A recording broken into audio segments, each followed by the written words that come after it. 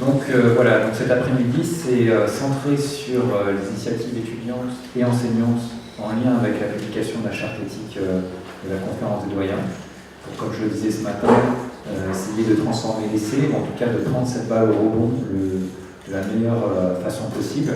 Parce que voilà, c'est ce que je constate, il y a une vraie dynamique au sein de beaucoup de collectifs étudiants. Il y a encore peu de propositions enseignantes sur le territoire.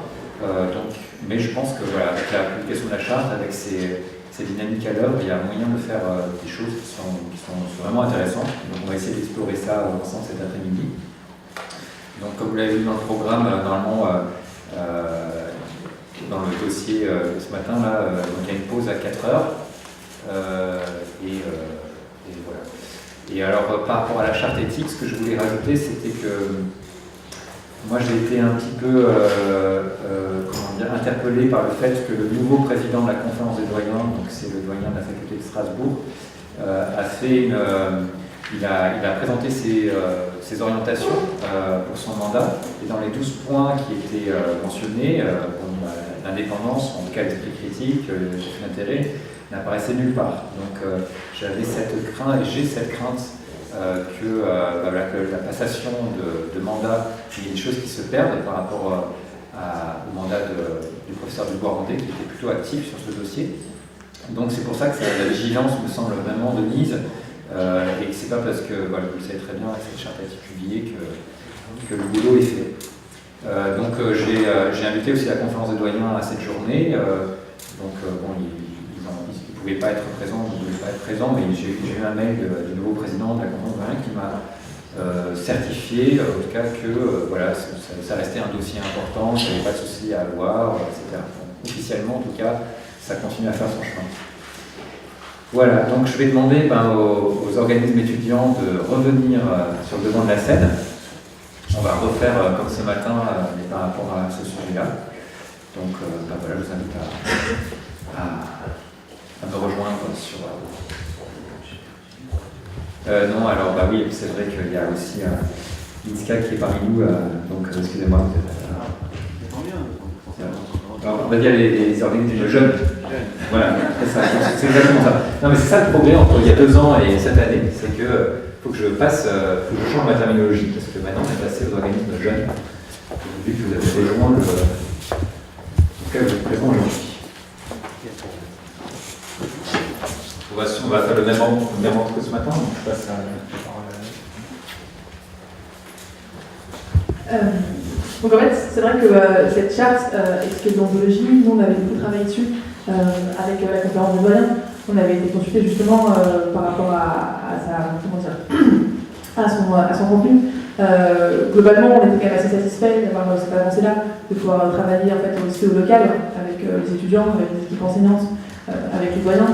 Il faut savoir qu'aujourd'hui, cette charte a été signée au local, donc dans les conseils de gestion, dans les conseils du FR, dans au moins, comme je dis au moins parce qu'on n'a pas encore les données actualisées, mais dans au moins 27 UFR de France. Donc c'est quand même une belle avancée. Sur 37. Ouais, 37. Faut voir que finalement aujourd'hui il y a quand même des points dans cette charte qui sont particulièrement essentiels. Je pense notamment au rappel de la déclaration des liens d'intérêt qui est publique, qui est obligatoire avant chaque intervention. Ce n'est pas encore le cas aujourd'hui dans les facs. Je pense aussi à la création de la commission de déontologie.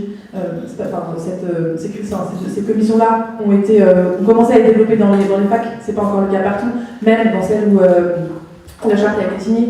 Je pense également à un autre point essentiel qui est intégré dans cette charte, c'est par exemple le fait que les représentants marketing n'ont pas le droit de rencontrer des étudiants à l'intérieur du FU. Aujourd'hui, Franck a pu le dire tout à l'heure, c'est encore le cas partout. Donc finalement, ça montre que cette charte, certes, elle est intéressante, mais qu'il y a encore beaucoup de travail au local qui reste à faire. Et je pense que le point important à souligner, c'est qu'en fait, c'est encore une fois des élus étudiants qui doivent se battre au local, dans leur conseil du FR, pour la faire appliquer. Et je pense que ça pourrait être, je pense que le message là-dessus à entendre, c'est que finalement, c'est aussi une part de responsabilité de l'administration de la faire appliquer, et c'est pas le cas aujourd'hui. Donc en fait, encore une fois, c'est la parole des jeunes qui doit apporter, alors que c'est pas. Est-ce que la question c'est est-ce que c'est finalement c'est notre rôle de faire ça? Je sais pas.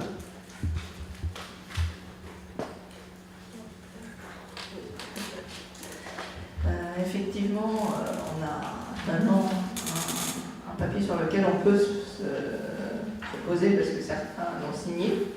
Et effectivement, certes, normalement, ça ne devrait pas être notre rôle, mais à l'heure actuelle des choses, je pense qu'on n'a pas le choix que le terrain bouge pour vraiment faire de ce qu'on espère réalité, de ce qu'on veut pour notre formation, pour notre profession. Et pour ça, il va falloir qu'on se batte quand même. Et que je pense que pour l'instant, c'est comme ça, mais peut-être que plus tard, on aura peut-être la chance que pour nos successeurs, ce sera autrement. Mais en attendant, c'est vraiment chacun, on va faire en sorte, et on va être vigilant, et on va informer tout ce qui est à l'entourage, pour vraiment pouvoir qu'ils soient au courant que ça existe aussi, cette charte, et que il faut, comme elle existe, on peut l'appliquer, et que les idées vont être portées et soutenues par chacun de nos structures, je pense, en collaboration, l'idéal. Mais et que effectivement, pour l'instant, on n'a pas d'action concrète à vous donner, parce que la charte est fraîche quand même, mais que ça va venir. Du coup, je me présente parce que je ne m'étais pas présentée tout à l'heure. Je suis Marion Bouty, je suis porte-parole de l'ISNARI MG. Du coup, par rapport à la charte, dont on avait vraiment salué sa signature par la conférence des doyens. Après, on remarque quand même que la communication, elle a eu lieu surtout au moment où elle est sortie, et finalement très peu depuis. On a un peu interrogé nos structures, on n'a pas eu forcément beaucoup de réponses, mais c'était assez étrange de voir que en fait, les internes, ils ne savaient pas trop ce que c'était, ils n'avaient pas forcément vu passer, ils n'étaient pas vraiment capables de savoir si leur fac, si leur doyen avait signé ou pas. Et finalement, c'était quand même assez flou. Donc, il y a clairement un travail à faire sur la communication autour de cette charte, dire que ça existe, et puis inciter effectivement inciter les facs qui n'ont pas fait à la signer. Sinon, effectivement, il y a des choses qui sont vraiment intéressantes dedans. Et il y a un travail à faire aussi au niveau des mentalités pour les faire changer, pour montrer vraiment l'influence certaine des laboratoires sur les staffs et tout ça, même si on a l'impression que le nom du médicament n'est pas trop prononcé sur nos prescriptions.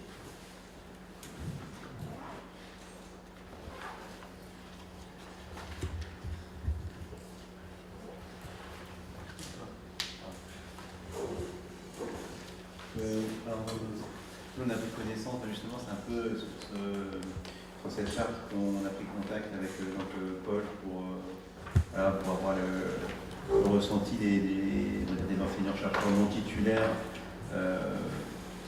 par rapport à justement la place de l'industrie dans la formation, et notamment la formation initiale des étudiants. Donc, il n'y a pas. Nous, moi, je l'ai appris à cette occasion-là. Je ne savais pas qu'il y avait une charte qui était en train de se mettre en place. Je l'ai lu rapidement. Je pense qu'il y a des notions qui sont très importantes, notamment en termes de formation à l'indépendance pour les futurs enseignants-chercheurs non titulaires. Je pense qu'effectivement, c'est quelque chose comme la formation à la pédagogie, dans le cadre de la promotion de ce personnel universitaire, il est important d'avoir des notions de pédagogie, d'indépendance, etc. Après, comme toujours, il y a peut-être parfois un excès inverse, notamment au niveau du recrutement, parce que je lis dans le cadre de leur recrutement universitaire titulaire et non titulaire, les facultés s'engagent à ne pas privilégier les aspects quantitatifs de la recherche, mais à adopter une approche balancée, quantitative, qualitative, ainsi qu'une approche balancée, recherche pédagogique, évaluation, etc. Je pense que ça doit rentrer dans un processus global de recrutement des enseignants-chercheurs non titulaires, parce qu'aujourd'hui, il y a une certaine opacité, en tout cas il n'y a pas de critères quant au recrutement des postes d'enseignants-chercheurs non titulaires. En tout cas, si jamais ça peut s'inscrire dans ce projet-là, très très bien. Voilà, il faut faire attention à ce qu'on privilégie bien et on informe bien celles et ceux qui voudraient rentrer dans un tel parcours des prérequis nécessaires et que ça convienne à la communauté médicale dans son ensemble. Voilà, et j'avais vu parfois il y avait aussi un peu des notions de délation. Voilà, on pouvait faire part que si jamais au cours d'un enseignement on avait rencontré quelqu'un dont on pensait qu'il pouvait avoir des conflits d'intérêts un peu trop visibles, je ne sais pas. En fait, vous pouvez le dénoncer auprès de la faculté. Et c'est vrai, bon, bien évidemment, il faut faire attention à ces liens d'intérêt. Après, est-ce que c'est à l'université en tant que telle d'être vigilante quand elle recrute ses personnels enseignants, chercheurs, titulaires ou non titulaires, ou est-ce qu'on doit aller jusque dans la délation avec parfois le risque que la délation se fasse un petit peu de manière excessive, hein. On le voit, il y a de très bonnes choses dans l'évaluation des enseignements, mais parfois ça peut aller. Aujourd'hui, il y a pas mal d'enseignants qui disent qu'ils n'osent plus faire des remarques aux étudiants de peur d'être mal évalués. Vous voyez, il y a toujours le risque inverse. Donc, je pense que comme partout, cette charte, il faut qu'elle vive et puis qu'on l'évalue régulièrement pour savoir comment la rééquilibrer si nécessaire. Par rapport au chef de clinique assistant, il me semble aussi dans la charte, vous êtes invité à faire partie de la commission de déontologie. Ça, c'était une question que j'avais. Est-ce que vous pouvez penser vous impliquer dans ce processus-là? Parce que cette commission de déontologie, elle nous semble vraiment très importante avec le recul qu'on a avec les Américains. Parce qu'il a été montré que, vu qu'eux, ils font le classement des facs depuis 2007, les facs où ça se passait le mieux, c'était là où il y avait un suivi vraiment qui était appliqué, où il y avait aussi des sanctions qui étaient prévues. Que sans ça, malheureusement, finalement, ça restait lettre morte, ou alors même il y avait des effets d'annonce, mais qui étaient contraires à la réalité du terrain. Donc a priori, c'était une des recommandations qui avait été publiée dans le JAMA en 2014, de dire que ça c'était un des éléments importants, qui est ce suivi et sanctions si besoin. Et du coup, voilà, ça nous semble important que les étudiants s'emparent de ça et soient dans ces commissions-là. Donc je sais a priori que la MENF, parce qu'il y a un représentant étudiant qui est prévu, du coup j'imagine que vous comptez le faire, mais je ne savais pas quelle était votre position. Je pense que les étudiants ont une tradition de la représentation au sein des UFR qui, on va dire, est plus forte que ce qui a pu être au niveau notamment des enseignants-chercheurs non titulaires, que la représentation de ce personnel universitaire est assez, on va dire, cantonnée à l'UFR dans lequel ces chefs de clinique assistants universitaires travaillent. Donc nous, on a probablement un effort à faire sur justement faire la promotion de la participation des enseignants-chercheurs non titulaires à la vie universitaire et bien évidemment aussi à la participation aux commissions. Voilà. Oh, non mais ça, tout à fait. Je pense que c'est une très bonne chose. De toute façon, voilà, on ne peut que mieux l'apprécier en y participant. Je vous laisse le micro. Oui, merci beaucoup. Je comprends très très bien les préoccupations qui ont été exprimées, c'est-à-dire qu'il y a une crainte bilatérale, c'est-à-dire, bon, c'est jamais agréable d'être dans le rôle de lanceur d'alerte, dénonciateur, effectivement, alors que la charte dit oui, vous devez le dire. Enfin, effectivement, l'étudiant peut se sentir très mal à l'aise.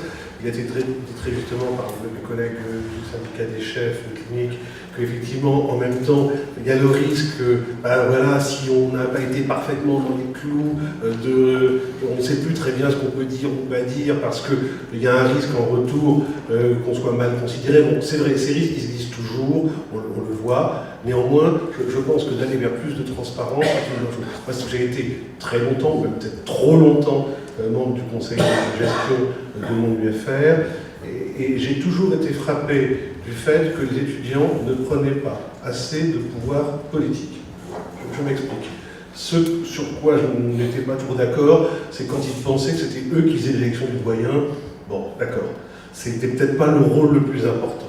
Par contre, s'impliquer dans la révision des effectifs pour exiger que les gens qui prétendent à un poste hospitalo-universitaire aient une réelle compétence pédagogique qu'ils aient démontré, qu'il soit également dans un service qui a une réelle compétence pédagogique qui est démontrée, c'est fondamental. C'est-à-dire qu'on devrait, vous devriez être capable de vous exprimer. Je sais bien que c'est difficile, effectivement, mais néanmoins, il le faudrait par la suite. Là encore, je ne suis pas un fanatique du système américain, et dans le système américain, je vous garantis que si un professeur, quelqu'un se présente et que les étudiants n'en veulent pas, il n'est pas recruté.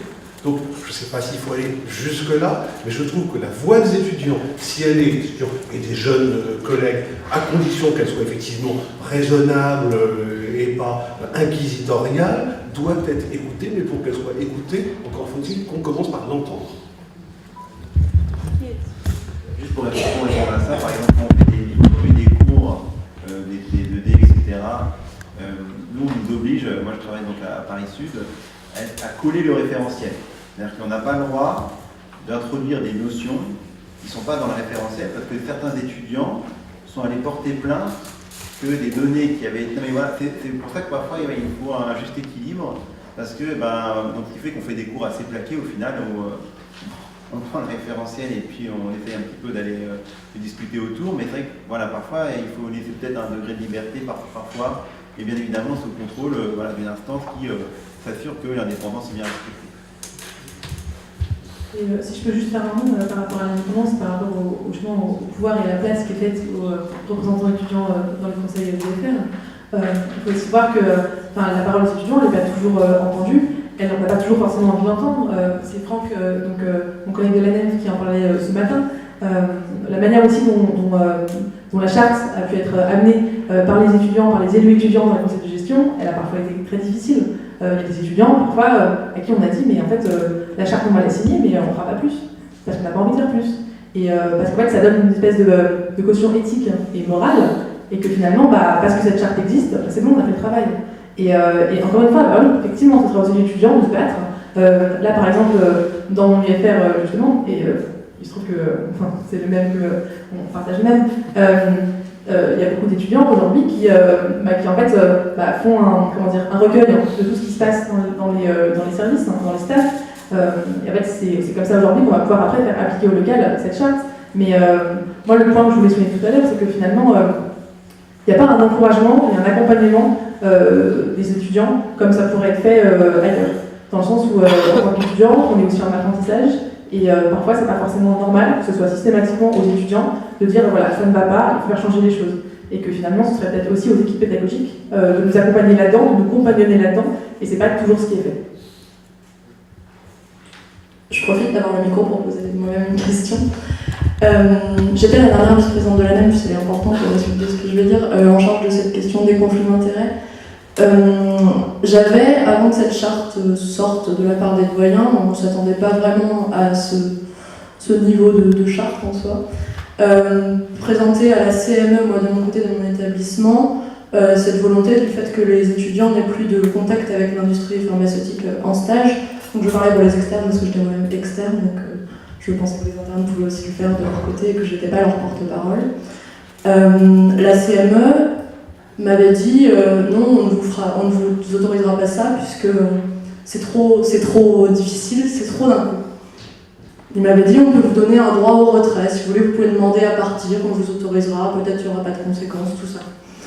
Donc très bien, donc j'espère qu'ils étaient contents de lire la charte 6 mois après, qui disait pas ça. Et donc ma question c'est, les doyens c'est bien, les UFR c'est bien, et le CHU. Donc cette question elle est peut-être aussi de ce côté-là plutôt pour les internes et les enseignants-chercheurs non titulaires, puisque les étudiants ils ont quand même beaucoup moins d'impact dans les CME et dans les commissions du CHU. Donc qu'est-ce qu'on fait de ce côté-là ?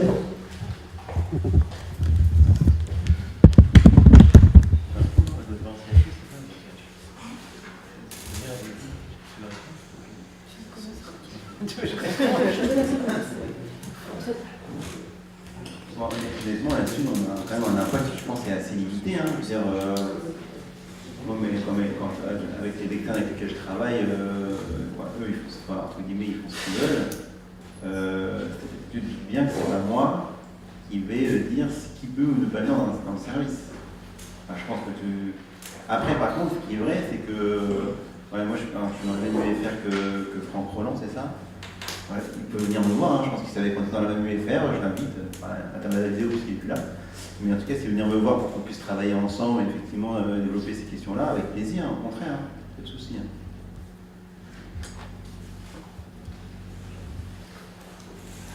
Oui, c'est une vraie question. Le problème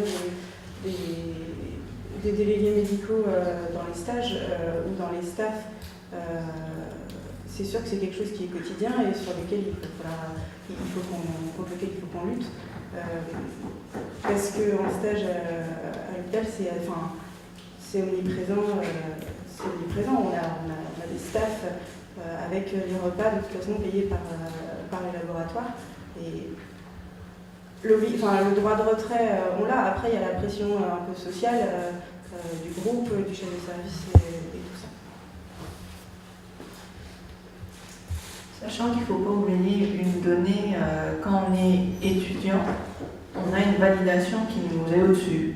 C'est-à-dire, de notre terrain de stage, on a une pression réelle de validation.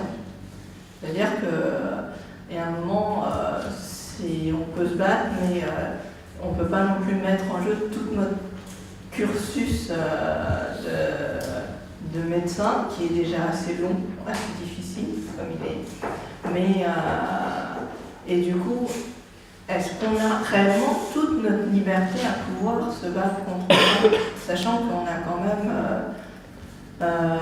des endroits ou des terrains qui sont déjà connus pour pas être top et qui restent au choix, même si on dit que c'est problématique, et que même si on va aux commissions, ils nous disent oui, mais vous savez, c'est difficile de faire un switch on-off, mais on leur dit mais s'il est vraiment pas pédagogique, que les étudiants s'en plaignent, pourquoi vous voulez toujours le maintenir? Mais ils nous répondent oui, mais face à l'hôpital, des fois c'est compliqué, et après face à ça, nous on n'a plus d'impact. On a dit les choses, on a dit ce qu'on pourrait, et on est là pour discuter, on reste là pour discuter aussi, mais à un moment, c'est pas nous qui prenons les décisions non plus. Et sur ça, on va continuer à se battre, mais jusqu'à qu'on n'ait pas trop de pertes. Un autre problème qu'on a à l'hôpital aussi, c'est les prescriptions. C'est les bases pharmaceutiques des hôpitaux où ils n'ont pas forcément tout. Donc en fait, quand on veut reproduire une ordonnance d'un patient, finalement, on a beau mettre en décide, de toute façon, on a un nombre de médicaments. Et quand du coup on ressort l'ordonnance au moment de la sortie, souvent ça sort avec les médicaments qui ont été prescrits à l'hôpital, donc avec un changement. Ça, c'est aussi un problème parce que du coup, nous, en tant qu'interne, pendant 6 mois dans un service, on intègre en fait ces noms-là qui sont inscrits. Donc il y a vraiment un travail à faire, à mon sens, quand même de la base, c'est-à-dire de la formation des internes et des étudiants pour savoir critiquer ce qu'on fait et pour savoir chercher ailleurs. Là, par rapport à ce que tu dis, c'est faire. Ouais. Je souscris complètement à ce que tu dis. Après, là, pour le coup, l'UFR, elle n'est pas pour grand-chose. Hein. Il y a vraiment une problématique sur le circuit médicaments au sein de l'hôpital et des établissements, mais je ne sais pas qui est décisionnaire, je ne sais pas, la pharmacie centrale, tout ça, qui est décisionnaire sur les spécialités qui sont prescrites, mais effectivement, là, ça interroge là-dessus, et je ne suis pas sûr que l'UFR, où il n'y a pas de lien avec les étudiants, mais c'est tout à fait juste. Je voulais juste revenir du coup sur l'application de la charte, parce que vous disiez notamment que les étudiants soient pas en contact avec l'industrie pharmaceutique dans les stages. Il y avait cette espèce de pression sociale, comme c'était acté dans la charte, la pression sociale du service, et que parfois ça peut être difficile. Quand on voit que déjà la pression sociale, quand on ne peut même pas exiger son repos de garde, elle fait qu'on ne le demande pas. On parlait ce matin des exemples de pays étrangers. Est-ce qu'il y a des façons de faire dans les autres pays qui ont pu amener les CHU à changer leur façon de faire, puisque vous disiez, nous en tant qu'étudiants, on n'a pas trop de levier de pression. Est-ce qu'il y a des expériences à l'étranger qui ont fait preuve de leur efficacité ? ici. Alors, je parle un peu sur le contrôle de tout le monde, hein, mais moi j'ai eu des retours a priori au Canada. Il me semble que les visiteurs médicaux sont interdits dans les services. En tout cas, Anne, tu le suivais toi? Parce qu'en fait, c'est un enseignant, un enseignant de Lyon qui m'a raconté qu'il faisait des rencontres d'étudiants entre le Canada et Lyon pour qu'ils échangent sur leurs pratiques et qu'ils se rendent compte en fait des décalages possibles. Et c'était une des choses qui avait vachement choqué les étudiants canadiens, de se rendre compte que pour les étudiants français, ils étaient dans cette fréquence d'intervention avec, tu pourras en parler aussi, Luigi, vu que tu travailles là-bas, avec les visiteurs médicaux et d'autres contacts avec l'industrie pharmaceutique, ça les choquait, alors que ça choquait pas du tout en fait les étudiants français. Donc c'est de là que j'avais eu un peu cette information, mais si d'autres ont des choses à rajouter. Non, je n'en sais pas plus, mais je sais la même chose. Effectivement, je voulais rebondir sur ce que vous avez dit. Vous avez entièrement raison. Il y a cette pression inadmissible un certain nombre de fois dans un certain nombre de services, ce que vous pointez à juste titre. Mais moi, je voudrais faire deux choses. Premièrement, moi, j'aime bien quand il y a eu le sujet 1 et qu'on passe au sujet 2. Si le sujet 2 est informatif pour le sujet 1, qu'on puisse y revenir. Il est difficile d'avoir le beurre et l'argent du beurre. De dénoncer à juste titre, comme vous le faites là, et comme je le fais moi dans ma fac, certains comportements inadmissibles dans les services, et effectivement cette crainte que peuvent avoir les étudiants vis-à-vis de validation, tout en disant on ne veut plus de CNI national, anonyme, et on veut être évalué dans nos services. Donc il va falloir y réfléchir. Deuxième chose, je pense que vous sous-estimez le pouvoir que vous avez dans un conseil de fac. Moi, je vous dis que j'y étais trop longtemps, 18 ans, je crois, totalement, c'est beaucoup trop, c'est comme ça. Je trouve que, à juste titre, vous mettez l'accent sur des problèmes pédagogiques, de dossiologie, bon, c'est très bien, c'est un de vos rôles fondamentaux, mais ça, je dirais, c'est le rôle majeur de la commission de pédagogie, le conseil de gestion, où vous avez 6 représentants, en tout cas, dans l'UFR, il est là pour prendre des décisions politiques générales, et notamment l'élection du doyen. Moi, dans mon UFR cette fois-ci, l'élection du doyen, elle a été faite par les étudiants. Il faut être clair, il y avait 2 candidats, il y avait 6 étudiants, il y a 5 voix qui les ont séparés. Les étudiants avaient dit qu'ils votaient massivement. Ils n'avaient pas dit pour qui, mais on l'avait à peu près compris. C'est leur droit. Mais ça montre que vous avez fait l'élection de doyen. Et moi, je leur ai dit aux collègues étudiants, c'est très bien, et vous en faites quoi ensuite? Ben, ils n'en ont rien fait. C'est-à-dire que, je suis désolé, ils étaient très contents d'avoir élu le doyen parce que l'autre ne leur plaisait pas. Les deux, à mon avis, étaient bien. Je ne vais pas me prononcer pour savoir si je suis content ou pas de l'élection de doyen. J'en suis très content parce que les deux étaient très bien. La question n'est pas là. Je dis simplement, il faut questionner les doyens sur leur programme et pas seulement pour savoir si quand on aura 9,92, 58, on sera pour prime SV. Je n'arrive jamais à faire de démagogie. Si quand on a 9,92 chaque année depuis 5 ans, on pourra malgré tout avoir 10 et aller passer le CN, c'est une préoccupation légitime, mais je ne suis pas sûr que vous portiez l'excellence en faisant ça. Par contre, c'est d'avoir effectivement interrogé les doyens que vous allez contribuer à élire sur ces trucs-là, et ensuite les prendre au mot. Parce que si vous ne faites pas autre chose, vous aboutirez à ce qui se passe dans un certain nombre d'UFR, où l'élection du doyen, vous en êtes privé, parce qu'en fait, il n'y a qu'un seul candidat, parce que ça se gère avant au conseil restreint. Donc c'est à vous de le faire.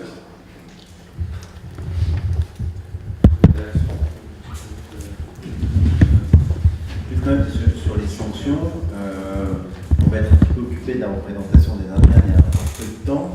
Nous, on avait quand même fait en sorte qu'on maintienne les 7% d'inadéquation entre le nombre d'internes qui choisissent au moment des choix de poste et le nombre de choix offerts, donc qui permettait quand même aux internes de boycotter les terrains de stage qui n'avaient pas réussi à fermer soit la commission d'agrément, soit la commission de répartition. Et effectivement, là où je suis tout à fait d'accord, c'est qu'il faut prendre le pouvoir. Vous n'êtes pas effectivement, il y a des principes démocratiques, et parfois c'est la difficulté, hein, et parfois, d'ailleurs, c'est tout l'intérêt d'avoir parfois des représentations qui soient transdisciplinaires, parce que moi, par exemple, aller me prendre la tête avec un chirurgien pour lui dire qu'il fallait qu'il fasse respecter le repos de sécurité dans son service, ça n'avait pas beaucoup d'impact sur ma future carrière, puisque moi, je n'étais pas chirurgien. Donc je pense que, effectivement, dans les logiques de représentation, il y a quelque chose à mettre en place qui soit à la fois transdisciplinaire et transgénérationnel jeune, parce qu'on a tous l'intérêt, parce que plus on sera nombreux dans les conseils de gestion, effectivement, à coordonner dans les objectifs que l'on va mettre en place, plus on y arrivera. Et plutôt qu'avoir des logiques qui soient, donc il y a les internes d'un côté, les externes de l'autre, les chefs de l'autre encore, chaque spécialité réfléchit pour elle-même. Je pense que là-dessus, il y a une logique de réflexion globale à avoir. Je t'en pose une question dans le sens où on est tous là, tu vois, cette question plutôt l'avance. C'est pour ça que j'en parle. Et oui. Donc je pense qu'on fait bloc commun et je pense qu'on arrive à le faire. Après, il faut aussi voir que voilà, il y a aussi les questions qu'on peut porter au national, sur lesquelles on pourra travailler avec la conférence des doyens et d'autres instances. Et après, le décalage aussi qu'on peut avoir au local, parce que finalement, la CDD a quand même écrit ce texte, elle a porté ce texte. Et il y a quand même des conseils qu'on a eu du mal, les étudiants ont eu du mal à le faire aussi adopter. Donc ça montre quand même finalement qu'entre le national et le local, il y a quand même aussi parfois une distorsion et que les étudiants s'engagent au national comme au local, mais parfois c'est complexe. Et que des politiques ne peuvent pas forcément être portées sur les mêmes plans sur ces deux échelons. Il y a une question là, et après... là, d'abord... Oui, il a été dit tout à l'heure qu'il n'y avait pas eu encore beaucoup de communication sur cette charte, donc je pense que c'est un point important, et je signale juste au passage que la revue Prescrire a publié un article au mois de février sur la charte. Ensuite, ce qui me frappe dans la charte, c'est qu'il y a énormément de choses il y a sans doute des critères à sélectionner, peut-être 5 petits critères pour voir comment elle est appliquée ou pas appliquée. Et pour reprendre ce que disait Paul tout à l'heure, je pense que le point sur la commission de déontologie, qui en fait est un peu la cheville ouvrière de la mise en place de la charte dans la fac, et qui comprend notamment un représentant étudiant, un représentant d'associations plus âgées, le référent intégrité scientifique de la faculté, c'est un point charnière. Bon, il est prévu que cette commission fasse une fois par an un bilan d'application de la charte. Et pour finir, au niveau de la question, il y a eu un classement des facultés selon leur degré d'indépendance. Et je me demande si les critères qui ont été utilisés, il y en a un certain nombre, je pense, qui peuvent être les mêmes pour analyser la mise en place de la charte, et peut-être qu'il y en a quelques-uns en plus à rajouter à cette grille de critères pour l'actualiser avec la charte. Je réponds directement avant de passer la parole à Quentin. Oui, donc en fait, on n'a pas fait de classement cette année parce que justement il y avait la publication de la charte. Donc c'était pour laisser le temps à ce que cette charte se mette en route. Parce que de toute façon, c'est dans le classement sans donner à tout le monde, parce qu'ils avaient voté la charte, et voilà, et donc ça cassait la dynamique, et puis en plus ça ne voulait pas dire grand-chose. Donc on a préféré attendre et suspendre ce classement. Et donc pour le prochain classement, il y aura déjà un critère qui valorisera si la faculté a adopté la charte officiellement ou pas. Il y aura un critère aussi, il y aura 2 critères même qui porteront sur le 3e cycle, parce que pour l'instant le classement portait uniquement sur les 2 premiers cycles, parce qu'on voulait que ce soit un tronc commun sur tous les étudiants. Puis étudier le 3e cycle, ça nous semblait un peu trop compliqué. On a commencé par faire, comme avaient fait les étudiants américains, on a pris le même modèle. Mais là, on va rajouter le 3e cycle, parce que c'est très important, évidemment, que ça intègre aussi les internes. Et d'ailleurs, moi j'étais très heureux que l'ISNI accepte de participer à cette journée. Malheureusement, bon, ils n'ont pas pu venir, mais parce qu'on a déjà des contacts avec les internes de médecine générale, et on pense que ça ira, on aura des retours du terrain pour savoir qu'est-ce qui se fait vraiment dans les DMG à ce niveau-là. Mais par contre, dans les autres spécialités, pour l'instant, le contact n'est pas vraiment fait. Donc j'espère qu'on aura l'occasion avec l'ISNI de tisser des liens plus approfondis pour avoir des retours de terrain. Parce que là, l'idée du prochain classement, c'est plus de mesurer la politique officielle des facultés, parce que là, toutes les facultés qui ont signé la charte auraient la meilleure note, donc ça ne veut pas dire grand-chose. Passer de 0 à 20, il y a quand même un truc bizarre. Mais de mesurer vraiment la mise en application concrète.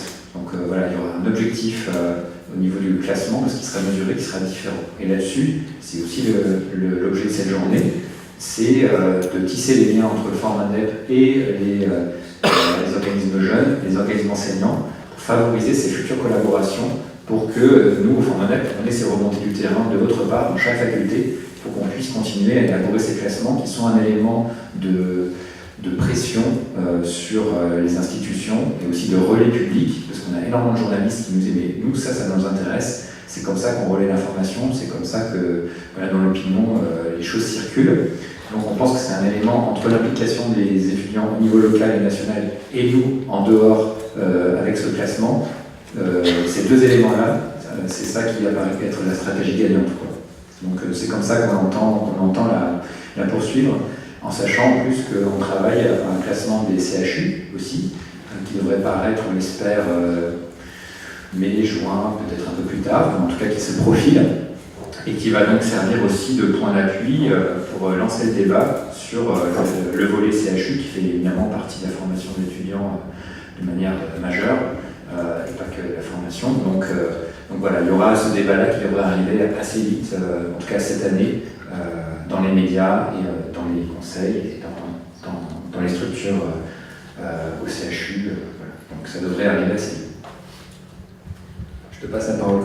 Il n'y a pas d'autres réponses à ajouter. J'étais assez sensible à ce que vous disiez, professeur de plus, sur le mouvement politique des étudiants. J'ai moi-même fait ce choix depuis maintenant de pas mal d'années en fait. Il faut quand même avoir confiance que faire le choix de faire de la politique, que ce soit au niveau d'un UFR, au niveau d'une université ou au niveau national pour un étudiant, c'est nécessairement au détriment de sa qualité d'étudiant. Donc, en tant qu'enseignant, exiger que les étudiants fassent plus de politique, c'est un peu curieux, c'est un peu marcher sur la tête. Alors, après, je suis assez d'accord sur le fait qu'il faut que les étudiants se saisissent un peu plus de leur représentation. Il faut que les enseignants se saisissent un peu plus de leur représentation. Il faut que les usagers du système de santé se saisissent un peu plus de la façon dont leurs médecins sont formés. Et qu'en fait, c'est un devoir citoyen de tous de s'intéresser un petit peu plus au sujet. Mais du coup, je trouve que c'est un petit peu compliqué de chacun se prendre la médaille, tous à peu près concernés. Tous, on doit travailler un peu plus. De mon point de vue, j'aimerais que les étudiants travaillent un peu moins pour réussir un peu mieux leurs études, plutôt que de réussir un peu mieux la politique facultaire et faire le travail à la place de leurs enseignants. C'est ce qui se passe sur les tutorats PACES, c'est ce qui se passe sur les tutorats externes, c'est ce qui se passe sur les politiques, typiquement des gestions des conflits d'intérêts, sur l'animation de conférences débats. On pense à la fille de Brest qui a été diffusée dans des tas de facultés. Les facultés ont été des freins à la diffusion de la fille de Brest au sein de leur UFR. Je suis d'accord que les étudiants devraient se sentir plus citoyens et que les élus UFR pourraient être un peu meilleurs. Et la NEF a cette responsabilité dans la formation des élus UFR. Mais c'est peanuts à côté du manquement d'autres gens, et je pense que c'est pointé à un mauvais problème. Je me permets de répondre parce que je n'avais accusé personne de marcher sur la tête, et donc je ne souhaite pas qu'on m'en accuse non plus, ni de le proposer.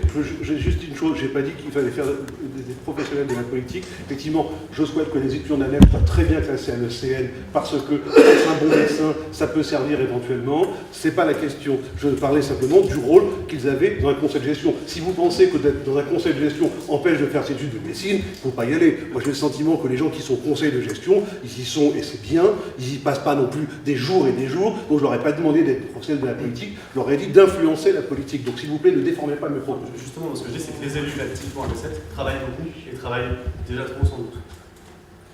On va reprendre la... Je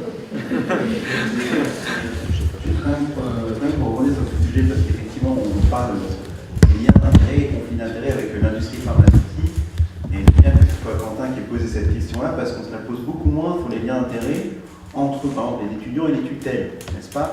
Quand par exemple quelqu'un qui est issu d'une organisation est récupéré par des tutelles pour sortir un rapport et en faire la promotion auprès des étudiants, ça choque moins. Moi je te dire, ça me choque tout autant.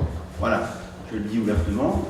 Je ne crois pas que, honnêtement, il y ait... Alors effectivement, parfois, le fait de participer à un conseil de gestion expose les étudiants. Normalement, on est grand, on est majeur, normalement à l'université, on fait un choix. Moi, je considère que je ne me suis pas fait que des amis. Je suis bien placé pour savoir, en faisant la représentation du troisième cycle. Néanmoins, ça n'empêche pas de monter des projets, et je pense qu'effectivement, il y a une vraie nécessité à faire un retour aux étudiants qui parfois sont un petit peu loin de ces considérations des conseils de gestion sur ce qui s'y passe véritablement. Parce qu'il ne s'agit pas effectivement de signer une charte, d'en discuter en commission de gestion et que 80% des étudiants, au final, ne soient pas forcément complètement intégrés et informés. Et c'est pas du tout contre la je dis ça, puisque à l'époque où j'étais à Disney, on avait fait une enquête sur la représentativité de Disney auprès des Indiens, et parfois c'est vrai que l'information a du mal à diffuser, et c'est un combat, en tout cas c'est un travail que chaque organisation mène, il faut en avoir conscience aussi. Donc voilà, il faut bien faire attention aux liens d'intérêt qui existent bien évidemment par rapport à l'industrie pharmaceutique, mais qui n'existent pas que par rapport à l'industrie pharmaceutique. Voilà.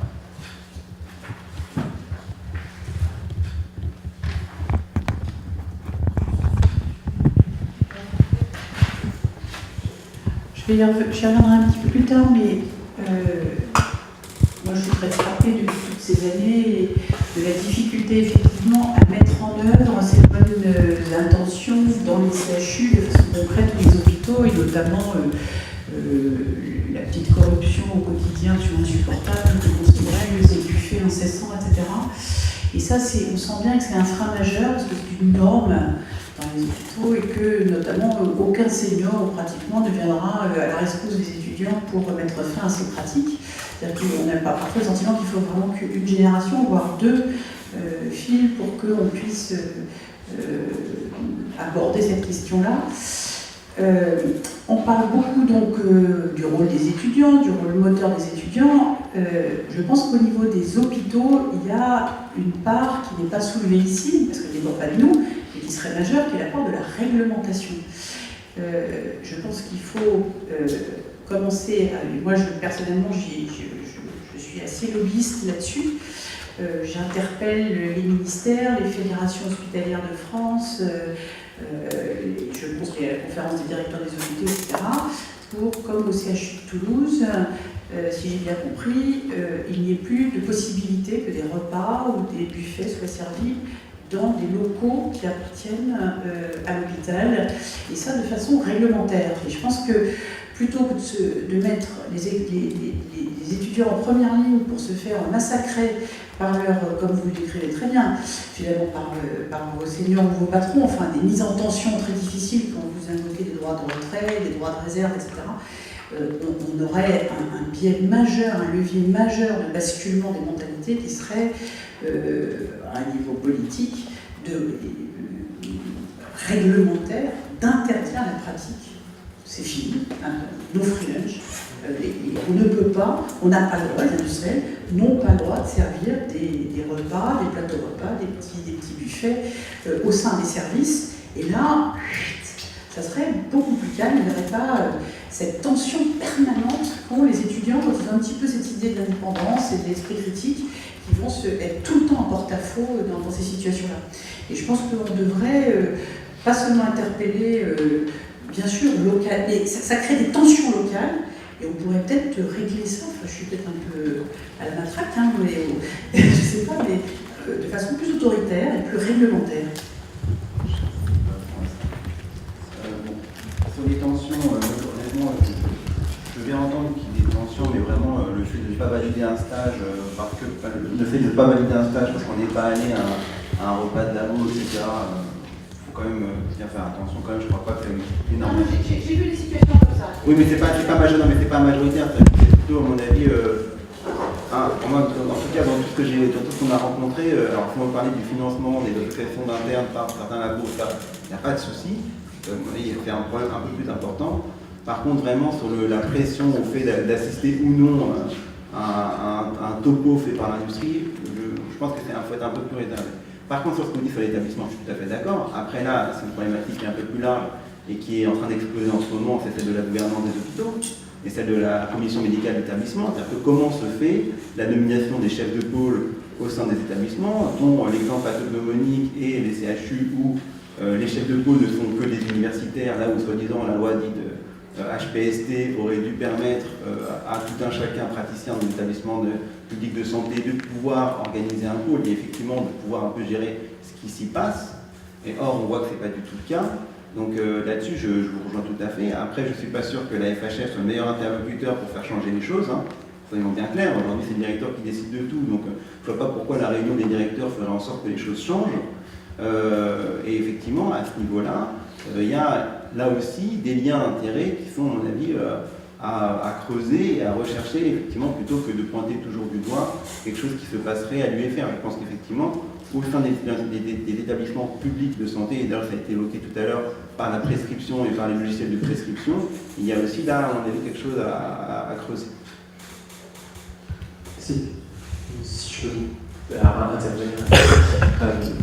Mais je suis assez sensible à ce que vous avez dit, Hélène, parce que je crois qu'en fait c'est un problème d'acclimatation globale des étudiants en médecine. On parle depuis le début de la journée de formation, de sensibilisation des étudiants, etc. Le problème c'est qu'avec cette non-réflexion à l'intérieur des terrains de stage et ce contact permanent avec les industriels et avec un certain nombre de personnes, on ne réfléchit pas, on ne laisse pas la possibilité aux étudiants de réfléchir à la manière dont ils veulent envisager ces liens avec les industriels. Je suis élu du coup dans la commission de déontologie qui s'est créée à Tours, et on a eu cet exemple assez, je trouve, flagrant de la philosophie d'un de nos profs qui nous a dit mais c'est pas possible qu'on interdise la visite médicale aujourd'hui dans nos services et les visiteurs médicaux qui viennent faire les cours aux externes, et de toute manière on n'a pas le temps de faire les cours aux externes nous, et du coup si on les supprime, si on interdit, on n'aura juste plus de cours pendant les périodes de stage. Et il y a ce truc-là qui se crée et qui existe réellement, c'est l'exemple directement d'un PUPH qui nous a été donné. Et comment à qui ça tu parles? Moi j'aime bien quand on parle d'un problème, on le dénomme. Voilà. Soit on y va jusqu'au bout, on est entre nous, même si c'est filmé, c'est pas grave, on sait, moi je me suis pris plein la tête aussi, donc il n'y a pas de souci. Hein. Mais je veux dire, au bout d'un moment, soit on veut faire la révolution, et on est capable, on soutient les uns les autres, on dit bah voilà, quand il y a des comportements déviants, bah, on les dénonce, mais de dire ah oui, alors moi j'ai entendu dire que dans les services, tu vois, au bout d'un moment il faut y aller. Hein. Moi, t'inquiète pas, avec le C, tu vas pouvoir bouger, tu ne rateras pas forcément à tout ça, tu restes à toi. J'ai pas l'impression de faire de la délation juste pour faire de la délation. Mais par contre, c'est un problème qui existe réellement et c'est pas une question d'être obligé de participer à ces cours ou à ces stages. C'est une pression qui est beaucoup plus cachée, c'est une influence sociale. Et je veux dire, dans cette salle, il y a énormément d'exemples de personnes qui à un moment sont opposées au fait d'aller au restaurant avec un labo, qui sont passées pour des aérobiles ou qui se sont juste pas fait comprendre par les gens qui étaient autour de moi. Et je suis sûr qu'on peut avoir un certain nombre de témoignages dans cette salle. C'est pas une question d'obligation statutaire à participer à un cours ou de validation de stage, c'est une question beaucoup plus sociale. Et si je te rajoute quelque chose, c'est que l'idée c'est de faire bouger la norme du droit en fait. En France où la norme aujourd'hui, c'est de voir que ok dans les services il y a des visiteurs médicaux, qu'en fait c'est normal, c'est banalisé. Or c'est pas normal. Or l'étudiant n'a pas à subir des influences au cours de son cursus vis-à-vis de l'industrie pharmaceutique. Il est en formation, encore une fois, il doit être accompagné par ses encadrants, par ses enseignants, il n'a pas à subir ces moyens d'influence. Et que l'idée, c'est que demain, la norme, ce soit quoi? Ce soit une formation qui soit transparente, qui soit relativement indépendante, et où l'étudiant, en fait, sait qu'au long de son cursus, il va avoir accès aux informations qui sont les plus claires possibles. Et aujourd'hui, ce n'est pas le cas. Donc l'idée, c'est quoi? C'est de faire changer la norme de cap. Mais comme le dit le professeur Dreyfus, si tu me dis que vraiment, quand j'entends que les cours sont faits par l'industrie pharmaceutique, c'est inadmissible. Hein. C'est-à-dire que vraiment, là-dessus, la représentation étudiante, quel que soit son cycle d'études, doit être intransigeante. Là, effectivement, dans ce cadre-là, il y a des commissions d'agrément, tu fais sauter l'agrément, point, terminé, on n'en parle plus. Au bout d'un moment, il ne faut pas avoir peur de dire, voilà, là, le cours est fait par l'industrie pharmaceutique, on fait sauter l'agrément. Et bien évidemment, on claque un peu des fesses, on se dit, ah là, qu'est-ce qui va m'arriver, peut-être que je vais avoir un poste de chef de clinique. Et d'ailleurs, après, il y a aussi probablement, il y a des hospitalo-universitaires ici, une réflexion à avoir sur comment se fait la nomination des postes hospitalo-universitaires, parce que c'est un peu dont on parle quand on parle de pression.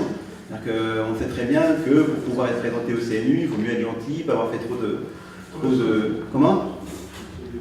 Ah voilà, mais moi Quand même un petit peu, hein, même si ça peut bloquer encore plus loin. Je sais bien que c'est pas parce que le CNU a dit oui que ça peut pas bloquer au-dessus, on l'a déjà vu ça par le passé aussi. Mais je veux dire, comment? Moins, oui, peut-être moins maintenant, mais il y a encore peu de temps c'était un peu ça. Donc, en tout cas, effectivement, il existe, et ce que je te disais notamment par rapport au poste d'enseignant-chercheur non titulaire, une certaine opacité dans l'attribution de ces postes. C'est-à-dire qu'aujourd'hui, quand vous demandez quels sont les prérequis pour accéder à un poste de chef de clinique, personne n'est capable de vous le dire. Personne n'est capable de vous le dire. Donc là-dessus, effectivement, la charte, en lien avec les autres commissions de l'université et de l'UFR, peut, on va dire, impacter en disant, ben voilà, demain, si vous voulez être chef de clinique, si vous voulez être enseignant-chercheur, ben voilà les critères qu'il va falloir remplir, et dans ces critères, bien évidemment, il peut y avoir l'indépendance.